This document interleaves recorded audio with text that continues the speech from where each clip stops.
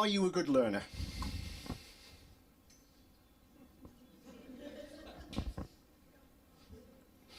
There's some honesty in the room, at least.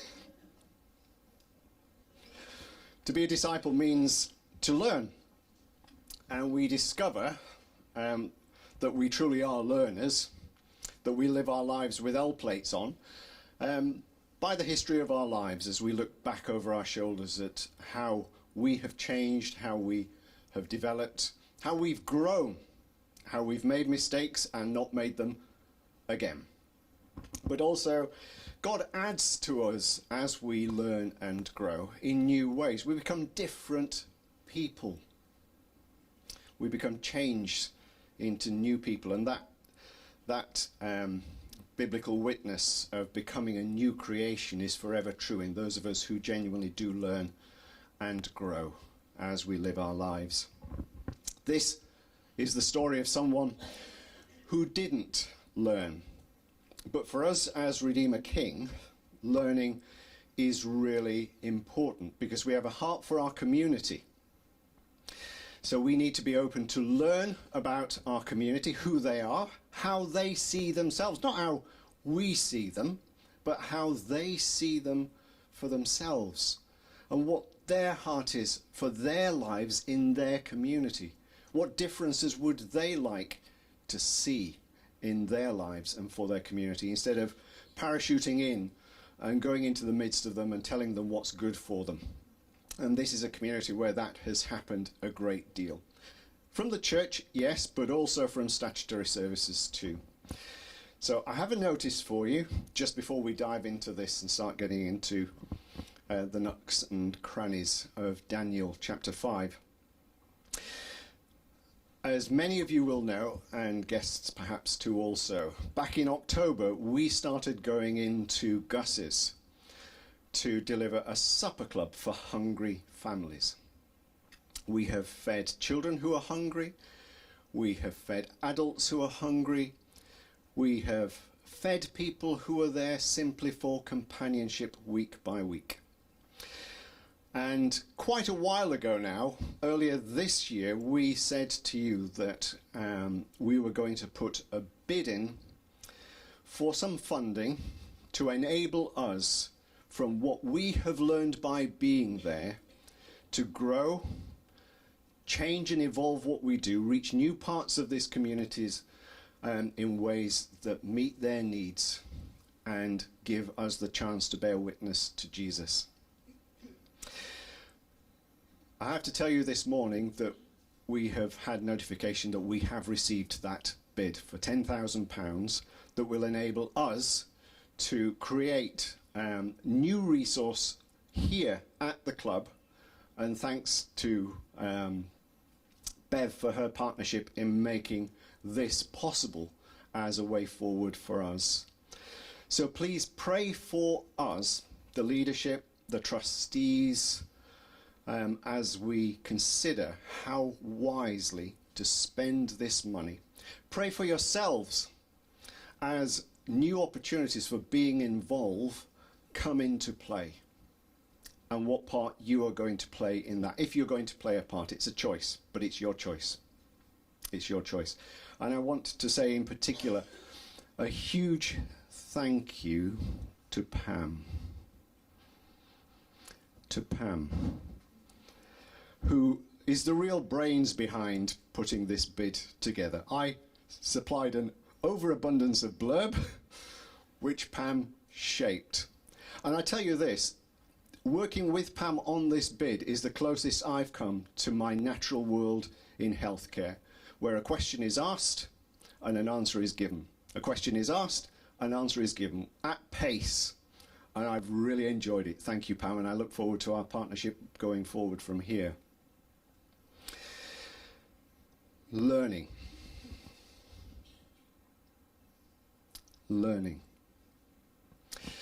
We meet here in these pages of chapter 5 a king who isn't actually the king. He's the eldest son of the king. The king's a bloke called Nabonidus.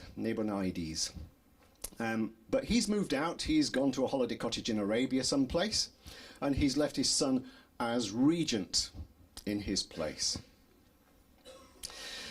Nebuchadnezzar died at home in his own bed after a reign of over 46 years. He had lived with the witness of God's people in his midst the whole of his reign. And his reign had been one of learning that even though he was a power in the kingdom, he was not the power in that kingdom. And his reign and the experience of his people was better for the witness of God's people. But this bloke, Belshazzar, as opposed to the renamed Daniel who is Belshazzar, we'll stick with Daniel going forward just for clarity. This new king is not a chip off the old block at all. As we meet him here, hidden behind these words and this experience is a whole world of trouble for him and the people of that city. There's a new empire on the block, the Medo-Persian Empire. It's led by a bloke called Cyrus, who was a really powerful, hungry and nasty piece of work. Nebuchadnezzar may have done rough justice, and these people really did malice for its own sake. This empire has been growing in the background. Now it's overspilled its borders, and it's been busy conquering Babylonia as a whole. What Cyrus did was go around the whole nation, mopping up the other armies that were out there before turning to the city of Babylon itself. Nabonidus has already been defeated and captured. He's out of the picture. And now as we come to this picture here, this incident here, this Persian army is camped outside the walls of Babylon. At this time, thanks to Nebuchadnezzar, this is a pretty impregnable city for those days. There's no 155mm howitzers on hand to go and blow holes in the number of walls, each of them 22 feet thick. There's 3 of them. So what does this king do?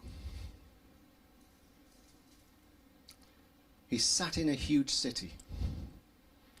It's well supplied. It's humongous. So he decides to hold a party. The demons are at the doors, and he decides to hold a party. He's not satisfied with his own crockery. His own glasses need something to be desired, so he orders the vessels of gold and silver that were taken by Nebuchadnezzar from the temple in Jerusalem.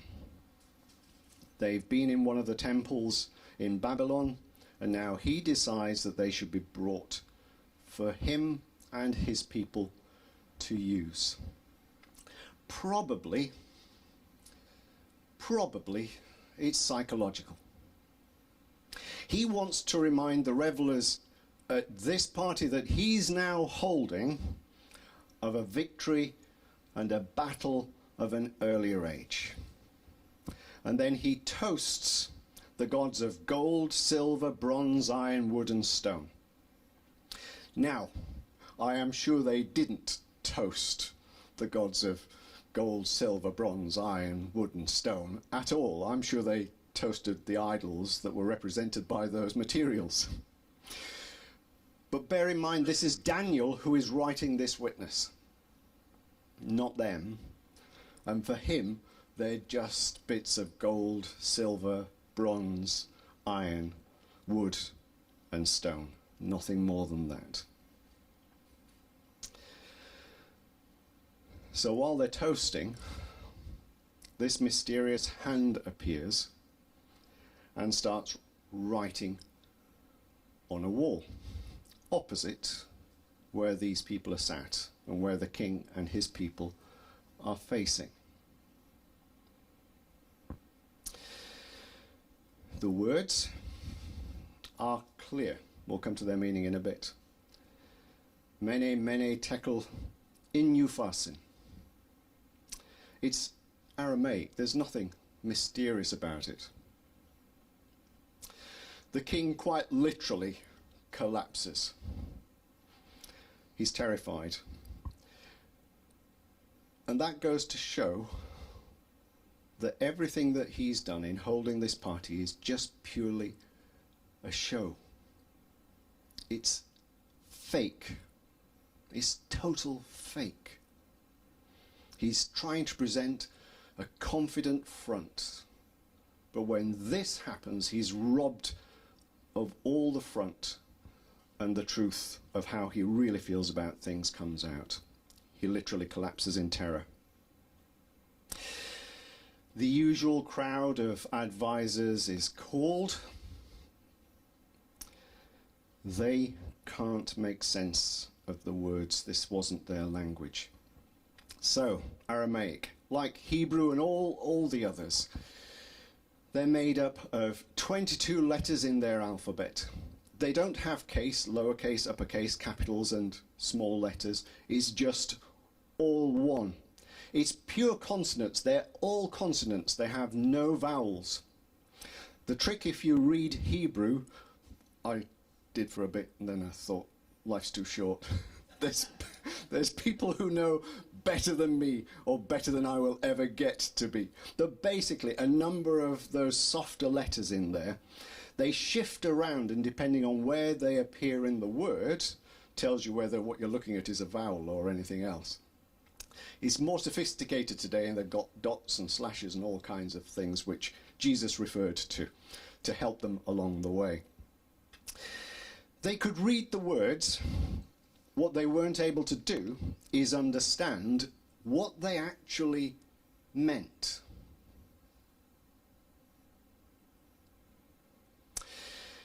Now the queen, it says, not Belshazzar's queen.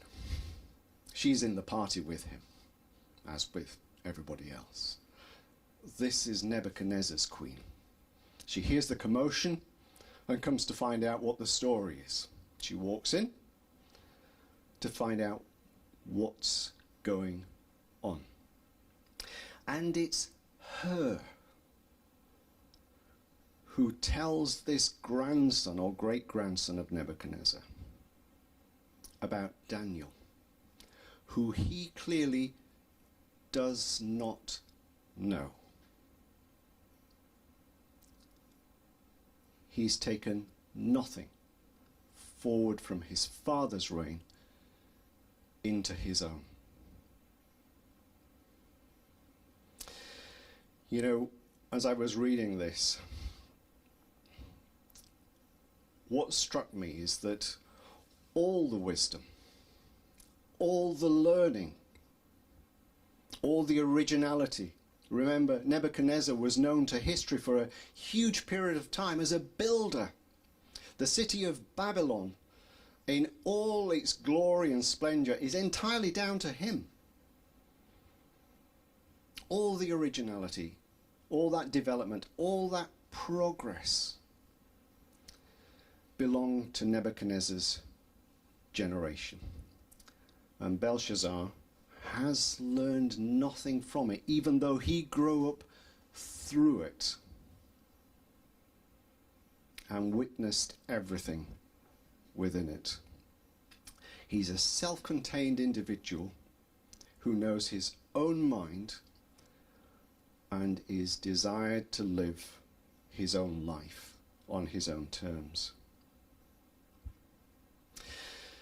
Daniel is called, and Daniel comes.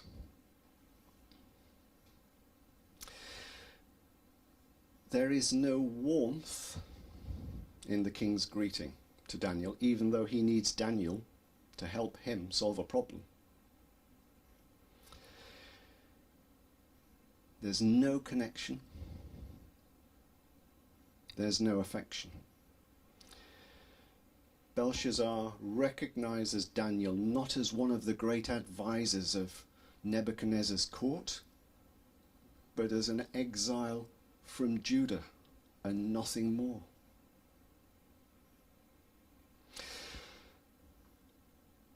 Daniel repays in kind. I can remember years and years and years ago when I was at university, we had some phenomenal professors at St. John's in Durham. But there were two back then who were towering figures from the University of St. Andrews, one still is today. And they came down to give us some lectures in their disciplines, one of which was the book of Revelation. The other was New Testament systematics. Now, if you're sat at the feet of someone whose learning is so extraordinary and whose skills and professionalism so outstrip yours, you stay quiet if you're wise and you listen attentively. You learn. But there was a guy, he was a Methodist, to be fair, I'll say that because I'm Anglican. He was so rude to this guy.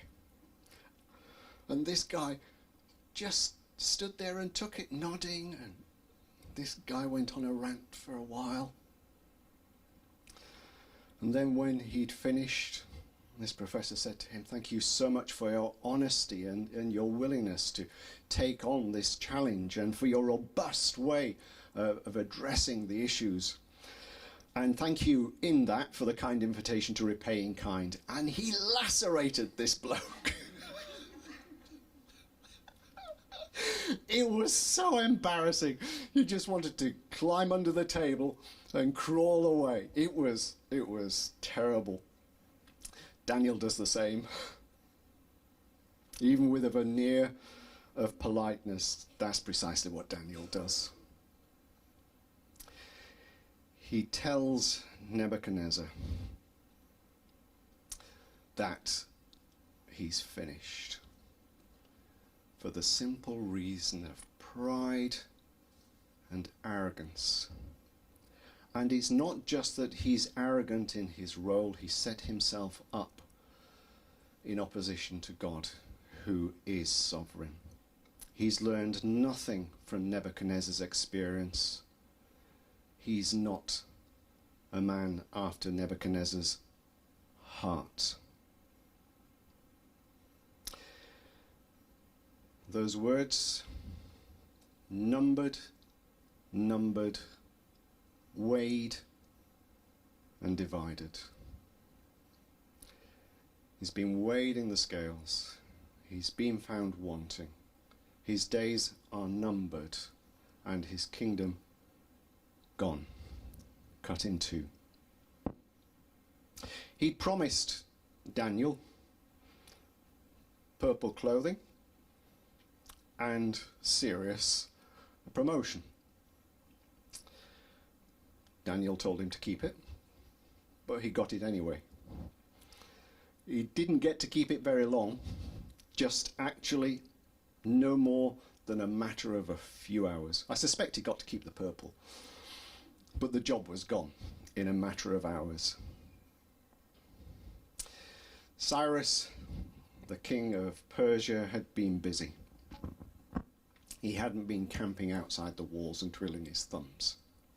Basically what he'd done was have the river Euphrates, which supplied the city with water, reorientated and drained into a nearby swamp, which meant that his men could walk through the river gates, or paddle through the river gates rather than swimming through the river gates, and access the city. Now, in actual fact, they wouldn't have got any further than that because there were curtain walls between them and the outside walls. But inexplicably, unknown to history, the great bronze doors of the inner curtain wall had been left open. And this army quite literally walked in. It was a bloodless coup on the whole, unless you happened to be named Belshazzar. And then it was a terminal access. he was killed. He was dead that night. So,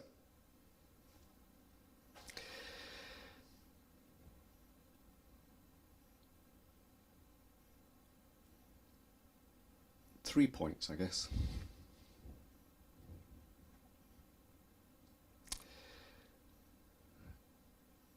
Are you really open to learning? Not as a theory, just look at your life and how you've come forward in it. You don't need anybody to tell you. We know it for ourselves. I look at my life and I know. I can see. I can see the mistakes I've made. I can see where I've made them more than once. So I know my weaknesses. When I had a team of people, both as deputy and head of service, those who worked with me weren't mini-me's. I've got my own strengths. I know what they are, and they're a matter of history these days. It's my weaknesses that I want to make sure are strengths in the team of people with me.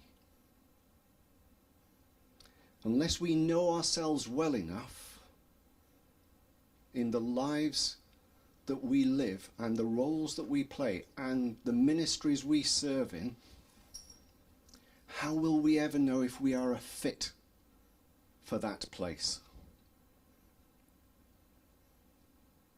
We are the body of Christ. We're not all one bit of that anatomy. We all complement each other. And it's important that as we live our lives, we learn from our experience and from the experience of others.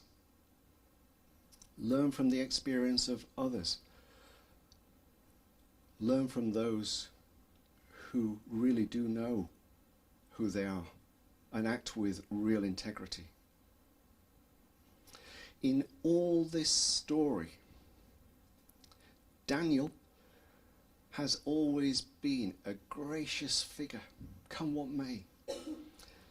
Living with integrity, yes, in that mixed up world, often hostile world, but always graciously, to the point that Nebuchadnezzar and he held each other in great natural affection.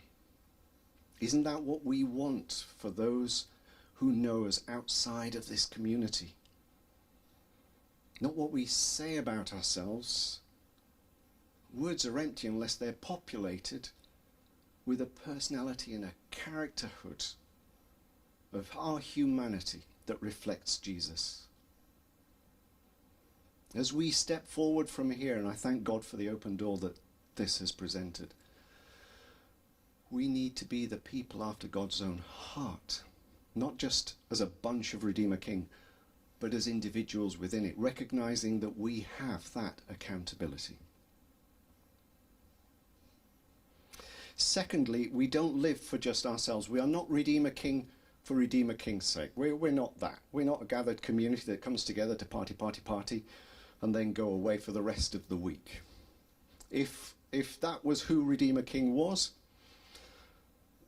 you wouldn't need me, and you wouldn't want me.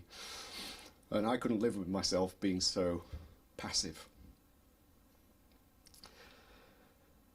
This was a kingdom where God's people had been taken in exile because their relationship with God had failed by their own hand. But God hadn't left them. He hadn't thrown them out and stayed behind. He'd gone with them. And through Daniel and his friends, he placed in that kingdom a presence that was after God's own heart, would speak the truth lovingly and graciously in a way that it could be actually heard and owned. And there is a difference between telling someone a home truth in such a way it knocks them flat, but all they remember is the embarrassment and the pain that's left behind. They don't take anything from it beyond that. God's purpose, as ever, is for the greater good. To be a source of graciousness and hope in this world in such a way that is a blessing and a grace. As much for those who don't yet know Jesus and have no experience of God's people. This kingdom that Belshazzar was setting up, irrespective of its opposition to God himself, unlike Nebuchadnezzar, had no good in it for others. Belshazzar was a king who took everything for his own possession and was there to serve his personal good. Nothing more than that. God's heart is always for the bigger picture and not just for the personal or the local. And therefore, that kingdom was brought down because it could not stand. It had lost its value for God. And thirdly and finally, when you think about who you are, be sober in self-assessment. In the NHS, they do 360-degree look-around assessments in pursuit of personal growth. I did it once, I'm not doing it again, I can tell you that for free. But basically, everyone who shares a relationship with you gets to have their say about you and how they find you. Sorry? All right, yes. Yeah, exactly. You learn a lot about yourself. It was fun, to be honest. I got nothing negative, but it's quite a trauma putting yourself out there in a way that allows other people to have their say about how you do your job and who you are. Be sober in self-assessment, and as an outcome of that, I took on some additional learning as well, because I want to be the best that I can be, even though it will always fall short. Be sober in self-assessment. We are ultimately accountable. There will be a day, I know we don't like to think about it, but there will be a day when we are in God's presence and we will have to account for our lives and how we have lived and who we have been as his people, and whether we even are one of his people, one of the sheep of his pasture. God's set of scales, as we learn from this passage, is a precision instrument. There's no ambiguity in any of all of this. So when we think about ourselves and how we are and how we express ourselves, let's just be mindful of how others might be seeing and experiencing us. Be mindful of whether we are called and equipped by God to play a particular role that we would actually like to play. If anyone wants this job, they can have it. I've been working with people a very long time. I'll tell you one thing. The pandemic is the one thing in my life that made me understand who I was. Because when you're faced with what we were faced then, in the middle of a hospital, in the middle of a city that was going to be overwhelmed, you soon find out whether you've got the courage you need to actually do it. And I don't mean we weren't afraid. That's just nonsense. We were all afraid. Knees didn't knock, but we didn't go skipping into those wards and ICUs. And that's an advantage. Because as I stand here today, I have a fair idea of who I am and who I can be. I wouldn't like you to go through that. It was me who was called to it. I was put there. But when we step into roles and ministries, when we step into this community, always be mindful that they're reading you and your life and what you say. And they listen as well. Pride, the original sin. The original sin. C.S. Lewis, that wonderful author and very gracious Christian, said, "Pride is a spiritual cancer. It eats up the very possibility of common sense." It eats up the possibility of common sense, of sane, sober self-assessment and experience of living as a child of God. Belshazzar wasn't a learner. He didn't know what L plates were. As you all know, I've just done my motorbike test. I'm never going to do a learning experience again as far as I'm concerned for as long as I live. And certainly no more tests. But we do need to be learners. We don't exist as a community for ourselves and our convenience. We are part of God's plan to make a difference in this world. And the part we are called to play, we need to be clear that we are called, equipped to play that part. And we're not trying to be a part of the anatomy for which we don't fit. May God bless you and the rest of your day and your week ahead. Amen.